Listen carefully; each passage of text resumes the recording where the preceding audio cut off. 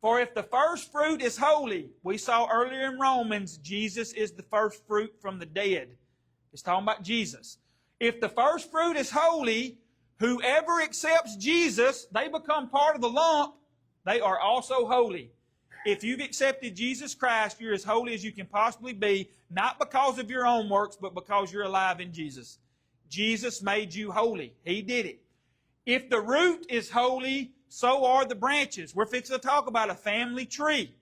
If the root is holy, then the branches hanging on to that, which is us, we're holy. And if some of the branches were broken off, and you being a wild olive tree were grafted in among them, and with them become a partaker of the root and fatness of the olive tree, do not boast against the branches. All right. Some of the branches were broken off. The Jewish people were God's children. Many of them are not accepting Jesus. They're falling off the family tree. All right? We're coming in by faith. He's grabbing us. He's putting us in that family tree. He's grafting us in. If y'all know anything about that, you can cut a tree and put a different branch in it, and it'll actually grow if you put it all in there the right way.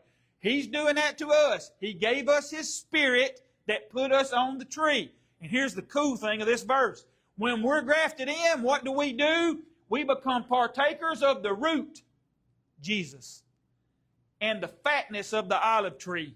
Now, that ain't saying Jesus is fat, like physically fat.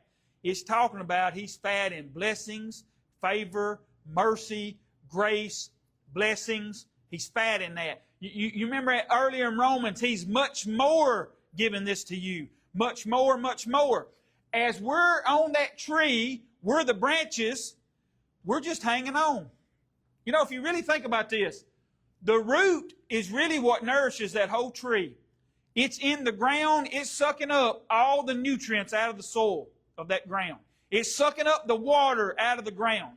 It pushes all of that up through the trunk or the vine. There's another place where it says, He is the vine, we are the branches. It's the same symbolism. It pulls all of that up. It pushes it through there. There ain't no leaves on it yet. It's doing that. Then it pushes that nutrients through those branches.